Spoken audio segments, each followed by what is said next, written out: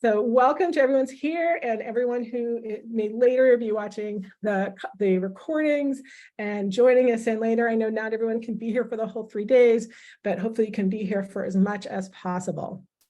So what I want to do in the next few minutes before we bring on our first speaker is a couple of things. One, I want to let you know we had a last minute change in the order of the speakers. Dr. and Master Shah, who was scheduled to be our first honoree and speaker today, had an emergency and isn't able to speak today, but is tomorrow. Okay. And this has already been updated on the dashboard, you'll see. So he will be speaking tomorrow. And Dr. Caitlin Connor, who was scheduled to have that first spot tomorrow, has graciously agreed to present today.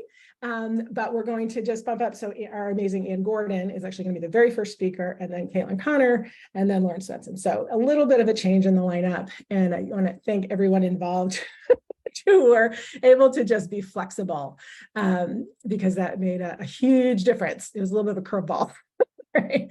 But it's all handled now. So let's talk a bit about why we're all here. I want to tell you a little bit about how this conference came about. And it really came about out of me as a healer myself, an energy healer for many years, and also someone who is very passionate about the actual business side of it. Because I've spoken to thousands, literally thousands of energy healers over the last 10 years or so. And one of the things that I've seen is that they love what they do and tend to really struggle with the business side of things. How many of you that's a true for you, right? So that's my particular contribution to the world of energy healing. I have gotten really clear on over the last year. I'm here to heal the business of healing. That's my mission, right? And I think it's such an important piece, and it's also just one piece. So in the process of having this conference come to me, and this whole thing all came together in like 2 months, just so you know, it was very much a guided, just keep saying yes and let it happen process. But I ended up creating something that some of you may have seen. It's literally called the Energy Healing Manifesto. And there's a link to it on the conference page. You can make that available later.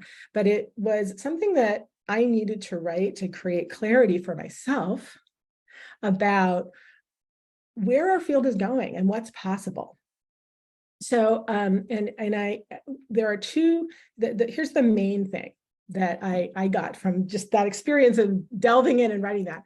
And the first is that I believe there's a wave of growth, a massive, massive wave of growth happening in the world today, in the world of energy healing. How many of you guys have that sense as well? Type in the chat and let me know, like, I feel the wave, I feel the wave, or yes, right? So just let me know. You guys seeing that? You're feeling it? You can feel the energy of it. You can see there's so much evidence of it. Just the fact that there's so many amazing modalities that you can go and study now, right? 20, 30 years ago, you didn't have these kind of choices. The fact that it is also, it's being, there are hospitals where Reiki is offered, right? You can get professional liability insurance as an energy healer. How many of you think you could have done that 20 years ago? I don't think so. I don't think that was available, right? That's the demand, people are just open for it. So I was like, there's a wave happening, but I just have my sense of it, right? I can't prove it. And I started thinking that we needed to understand ourselves better, because the problem is that when you're inside a wave, you can't really see the whole wave, right? And it's hard to see where the wave is going. So I came to the conclusion that it's really important that we as a community of healers start to come together and start thinking more of the future, right? That if we just ride the wave, how many of you are enjoying riding the wave? I'm enjoying riding the wave, right? But if we only ride the wave, then maybe it's not going to go where we want. Does that make sense? And I really think that when something is this organic and this grassroots and this just coming from, energy healing is just our birthright, right? So it's coming from all these places. The there's so many opportunities that come with the growth, but there's also challenges, right? There's problems and there's issues. And that if we don't come together and we start, and I see the world of energy healing, and I feel like there's all these people out there doing extraordinary work, changing lives, but it's kind of everybody everyone's in their own silo. Does that make sense to you guys? Right? And we need the silos to start working together so that we can create the future together. Because I think, and this is really about what the whole conference came together about, is I think there's kind of two ways it could go, this incredible growth, right? It could go the way I want it to go, the way I think all of you want it to go, where it becomes more and more validated, more and more accepted. It continues to expand, and it literally revolutionizes health and healthcare and healing in the world. And that's what I call the Renaissance, right? I have a vision where, let's say someone's in the hospital, because we still need hospitals, right? And someone's about to have surgery, because sometimes you still need to have surgery, right? And the surgeon, this is my vision, the surgeon's like checking everybody, well, good. Is the energy healing ready? Okay, great, let's get started. And that's the norm. How many of you like that vision, right? That's it becomes that validated. So that's the Renaissance. And that's what I want us to create together, whatever, expansion of vision that is. The thing is, it could also go the other way, right? It really could, energy healing can get challenged, it could get shoved back underground, which is where energy healing has been for a long time, at least, especially in the Western world. And my conviction, this is where the manifesto and the conferences really come from, is that it's what we do. Like we can't assume other people are going to do that for us. It's what we do, you and me, all of us.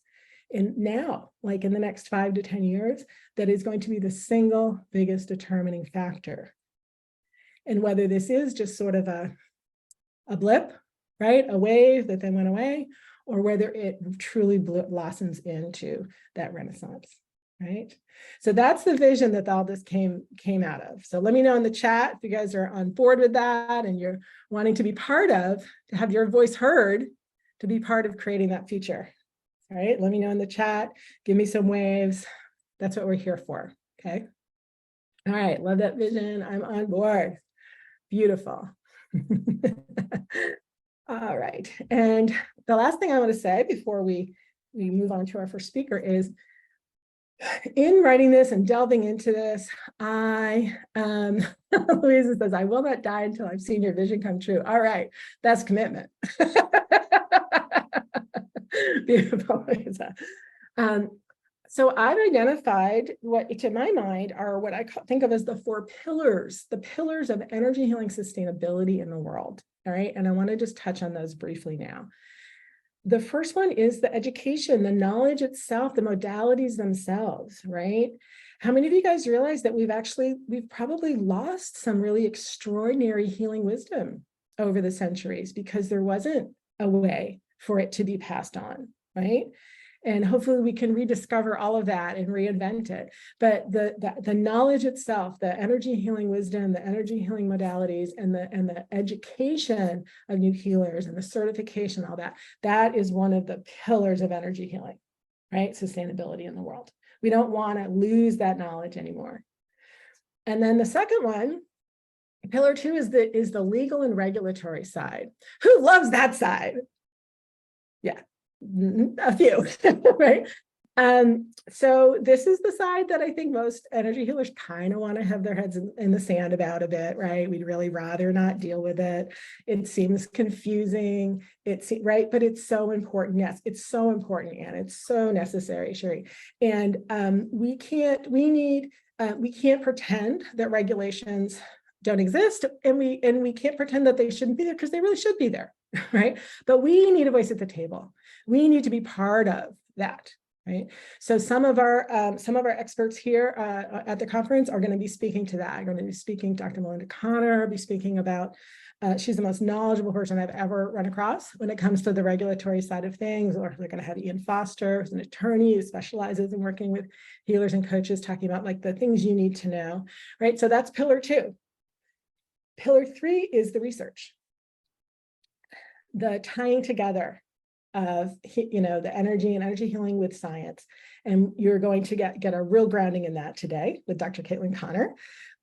And then the fourth is the part that I'm most passionate about, and that's healing the business of healing. And do you guys get that these four pillars, if you knock any one of them out completely, the whole thing kind of falls over, doesn't it? Right? Like, it does the research and the legal side and the knowledge.